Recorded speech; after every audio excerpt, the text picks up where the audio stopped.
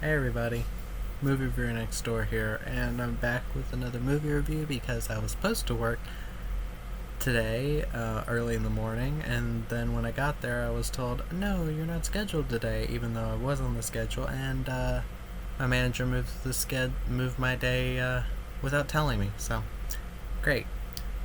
But at least I got to watch this, so I saw Deadly Outbreak. It's a film from 1996, directed by Rick Avery and starring Jeff Speakman, Ron Silver, Aiden Alterman, and Rochelle Swanson. Now, in this film, Dutton Hatfield is working for the American Embassy. He finds himself inside a biochemical weapon laboratory when terrorists headed by Colonel Barron take over the place. Barron is looking for a sample of a deadly virus that is being developed inside the facility. So, what did I think of this? Well, I loved it. I thought it was awesome. This film doesn't deserve the 4.8 out of 10 on IMDb, and I'm almost 100% certain that it's because it's a Die Hard clone. Which, there are plenty of movies that have done the Die Hard type of thing that are fantastic. Plenty of them. But they'll immediately get compared to that. It's like how every action movie that comes out nowadays is compared to John Wick, even if they have none of the same types of characters, none of the same types of action. You can basically just have a Hitman movie nowadays and people will say, oh, it's John Wick light. It's ripping off John Wick. No, it's not. Also, filmmakers, if you feel bad about those statements, like about people saying that, I feel you. I understand. Because everything nowadays that is fun has to be a ripoff of something. But this is not a Die Hard ripoff like everyone says. It's just a similar type of film, which is how most action movies are. Similar types of films because they're action movies. But yeah, let me get to the cast. Jeff Speakman as Sergeant Dutton Hatfield. I like him here. I have not seen but one movie of his. I saw Land of the Free with him and William Shatner. William Shatner is the president, which that's pretty funny. But one of my biggest issues with that film is that it felt like, I don't know, it kind of felt a bit cheap and not in a good way. Like a film like this uses its budget fantastically. This film looks way higher budget than it probably was. And PM Entertainment, who made Land of the Free, they've made plenty of movies like that actually use the budgets well, have decent looking sets. Land of the Free at many points had really bad looking sets, especially the office buildings. In this film I didn't get that. And also Land of the Free I thought kind of got bland. I was wanting more Kenpo and like hand-to-hand martial arts, but I got some kind of meh chase sequences. But in this film, Jeff Speakman in both films is great. I think he is a great action hero. I wish more people knew about him. He's a lot of fun. He's not afraid to crack a joke or two. He's not afraid to, be a doofus, which I'm fine with. I like that. I'm glad that he's not just another super uber serious action hero. That's nice to see. And his martial arts are pretty awesome to watch. Ron Silver is Colonel Barron. He's decent in this. I wouldn't say this is one of his best performances. He gets a couple moments to shine. I do wish he was in the film a bit more. I wish he got a real fight Jeff Speakman, or I kind of wish it was recast to have a villain that can fight him. I'm kind of a sucker for ending fights, and in this film it's not really a fight, but still he does a decent job. Excuse me. Aiden Alterman as Ira. I've never seen this actor before. He's apparently been in 8 films. A Paul Schrader movie. But yeah, he's kind of a... He works at the facility and he tags along with Jeff Speakman he tags along with Dutton and Allie. And I liked him. Could have done with a little bit more of his character, but he was fun. And Rochelle Swanson is Dr. Allie Levin. She's a doctor that was working on the virus that the villain is looking for. She's alright. She does have her moments where it's very clear that she's not like a big act. Like it's pretty clear by this film that she isn't a fantastic actress. It's pretty clear, I think. So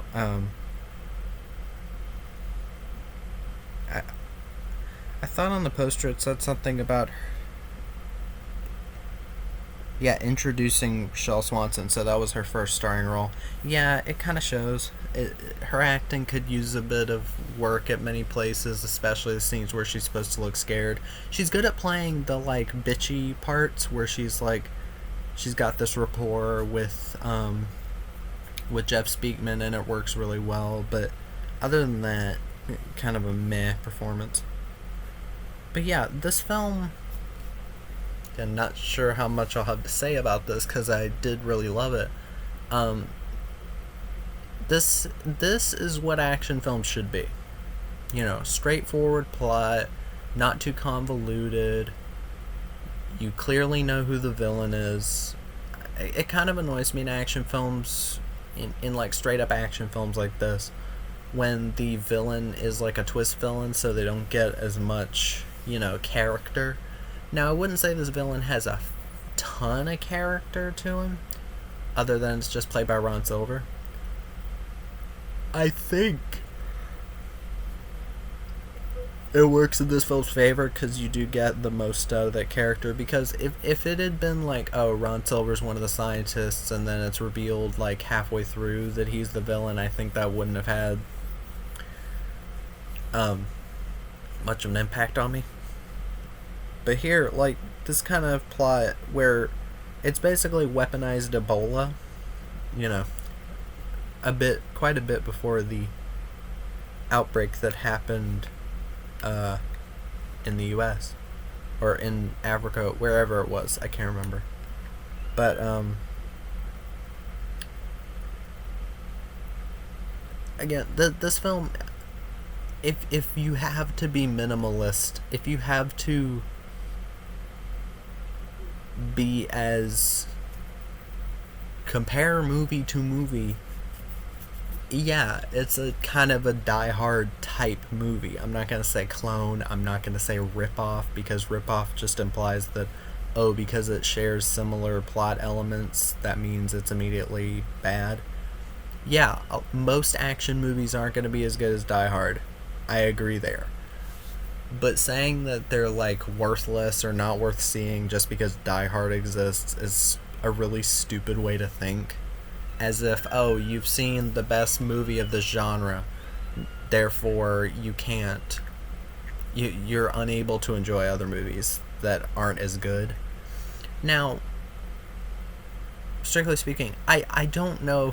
I don't think I like this as much as Die Hard. I don't know. It's been forever since I've seen it. I don't know if I'd even give Die Hard a 5 out of 5. I'm not sure. I'm not 100% sure on it. I remember liking it, yes. But I do remember thinking Die Hard 2 was an improvement action-wise. But whatever. I'm getting off track. This film has tons of action. It really does. It's not like non-stop to the point where it gets boring or tedious. It's very well paced, this film. It's listed as 88 minutes on Letterboxd. It's 94. This film doesn't have a DVD release, let alone Blu-ray. I think it's only on VHS, and the only way to get it on DVD is to get someone to make it specially for you. bootlegging. But it is on Tubi. Fuck. I'm so tired. It is on Tubi, which is how I watched it. And I think it's in 720p. I don't know where they got the 720p footage. It looks alright. But trust me, there are movies on Tubi that are worse quality than 720p. Not that 720p is bad quality, it's better than, a DVD rip. But this film really focuses in on the action. It really does. I'm not sure. I haven't seen anything from this director. He is a stuntman by trade, actually. Has 196 credits to his name. He's got the Dark Knight movies, Spider-Man, the Sam Raimi Spider-Man, Ocean's 11, Pretty Woman, Dunkirk, Ant-Man, Prestige, Heat, Casino, Scream 3, The Craft, White Noise, Anchorman. Just tons of credits to his name. So it's clear that he's a pro. He's done additional directing for Scream 3, Anchorman, Cursed, and Clock Stoppers. I actually want to see that. I'm going to put that on my watch list. But yeah, he's only directed 2 films. The year before, he directed The Expert with William Lustig. I don't know how much William Lustig did on the film. I think it was either one or the other of them directed most of the film and then got taken off of the project or something. I don't remember exactly. But I'm a bit curious to see it. But yeah, the year after he did this. And yeah, I haven't seen The Expert yet, but I did really like this. The action is insane. It's really well done, especially for the... This has to be a lower budget. This film is from Millennium, which, if that company sounds familiar, or New Image / Millennium, they did Rambo, which is Rambo 4, or First Blood Part 4, whatever. The Mechanic, Drive Angry, 16 Blocks, Black Dahlia, Trust, The Expendables, Olympus Has Fallen, Brooklyn's Finest, Stolen, Security, which I really liked Security with Antonio Banderas, Ninja, Survivor was decent, Thick as Thieves was fun, The Contract, just tons of action and thriller movies, and sorry if you hear that, deaf cat is meowing. But yeah, there's like scenes of the action where there's like a scene where Jeff Speakman and the scientist chick are like running from these guys with guns, and they're like shooting up the office, like papers flying everywhere, a fish tank explodes. Like, it's insane. I always love when films go all out for the bullet hits, where it's practical and you can tell that it's practical and it actually feels like they're shooting at shit, which adds another dimension to the action. The sound effects are very punchy, which I love. Blood squibs, tons of them in the film. Really interesting, like, traps. There's some nice variety to the action. You get hand to hand, then you get shooting, then hand to hand, then there's like a car chase near the end, or van chase, whatever. And there's a speeding bus chase near the end that people say, oh, it's ripping off Speed. No, it's not. There's no bomb under the bus. The bus explodes, though. So I guess because a bus explodes, it's a Speed ripoff. God, these people are idiots.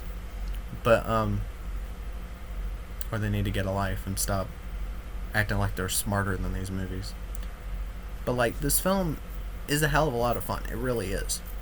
So, it makes me just wonder why the 4.8 out of 10 on IMDb, like, there are some people that are like, oh, it's nothing special as an action movie. Yes, it is. It's doing what these 50 million, 100 million, 150 million dollar R-rated action films that go into theaters actually are failing at. They're failing at it. They don't have practical explosions anymore. They don't have practical gunfights. It all feels so phony. Like, even a movie like John Wick. Like, John Wick would... One thing that would have helped them so much would be blanks. Like, blanks at all. Because that would have added something to the action. And, I mean, more practical blood. Or practical blood squibs. If there were practical blood squibs and practical, like, you know, blanks in the guns, it would help those films so much. It would be so much more awesome. But yeah, this film does what films very rarely do anymore, which is do what they're supposed to: entertain. This movie's supposed to be entertaining, and it's very entertaining. It's a lot of fun, and yeah, I don't have many big issues with it. So I guess I'll go to the pros and cons. Pros: Jeff Speakman and Ron Silver. Jeff Speakman and Ron Silver and Rochelle Swanson all do decent to good jobs. The score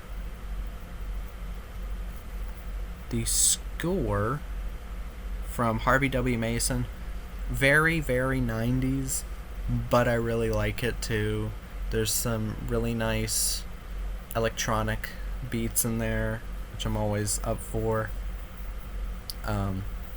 Again, the action scenes are very well done. Some of them are fantastic. Some of the gunfights are just amazing to watch. They really are. Also, for the budget, the locations, like the sets, look really damn good. I'm guessing this film was like a $5 million budget, something around that, because that was back when Millennium wasn't having movies go to theaters. I forgot what their first theatrical release was, but might have been Endgame, but I'm not totally sure. But still, like, the cons, if I have any cons, there are some bits in the film where the music tracks, like the score, kind of just abruptly stops and then starts playing another one, or it'll just stop and go to silence, and it where it should have like faded out or something, and it does feel a bit, it doesn't like take me out of the film or anything. I was just like, really? Why did it stop there? So it's kind of, it's just a little annoyance. And also Rochelle Swanson again has small moments where it's very clear that she's not very experienced as an actress. So other than those things, I still fully recommend this film. I'll link down below the link to the film on Tubi, and yeah, hope everybody will just enjoy it. So that's my review of Deadly Outbreak or Deadly Takeover, and comment down below, like the video, subscribe, whatever, and movie review next door out.